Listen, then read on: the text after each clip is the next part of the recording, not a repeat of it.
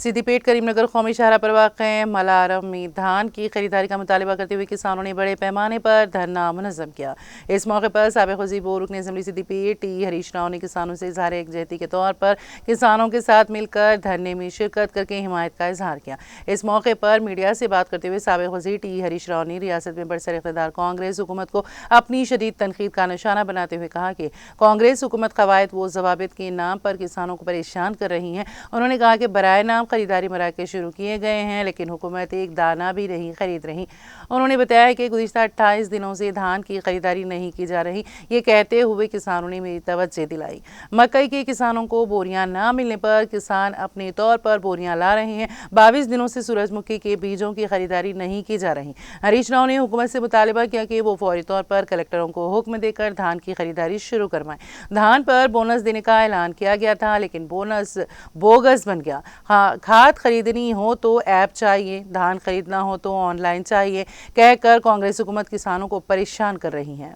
90 లక్షల వడ్లు కొంటామని చెప్పిన ప్రభుత్వం ఇప్పటికి 9 లక్షలు కూడా కొనలే, 10 పైసల వడ్లు కూడా కొనలేరు.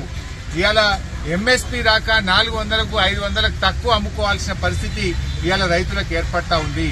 దాంతోని ఇవాళ బాధతోని రైతులు ఇక్కడ రాస్తారోకో చేస్తున్నారు. ప్రభుత్వం ఇప్పటికైనా పట్టించుకోవాలి. మీ కలెక్టర్లకు ఆదేశాలు ఇవ్వండి. మీరు గతంలో ఏ రకంగా అయితే వడ్లు కొన్నారో ఇప్పుడు కూడా అదే పద్ధతుల్లో కొనండి. గతంలో లేని నియమ నిబంధనలు కొత్తగా పెట్టి మీరు కొనొద్దనే ఉద్దేశంతో ఈ రకమైన నిబంధనల పేరిట రైతుల్ని వేధింపులకు గురి చేస్తా ఉన్నారు. ఒకవైపు 44 డిగ్రీల ఎండలో రైతులు మాడిపోతున్నారు. వడదెబ్బ తగిలి ప్రజలు రాలిపోతా ఉన్నారు. ఇంత ఎండల్లో రైతుల్ని ఈ రకంగా గోసబుచ్చడం కరెక్టా? మీరు బోనస్ అన్నారు, బోనస్ మాట కూడా ఎత్తలేరు. పోయిన యాసంగి బోనస్ ఎగ్గొట్టిండ్రు. రైతు బంధు ఇంతవరకు ఇవ్వలేదు. కనీసం పండిన వడ్లన్న కొనండి నాయన అంటే ఆ వడ్లు కూడా కొనకుండా రైతుల్ని ఉసురు పోసుకుంటా ఉంది రేవంత్ రెడ్డి ప్రభుత్వం. అధికారులతో మాట్లాడితే పైనుంచి ఆదేశాలున్నాయంటారు.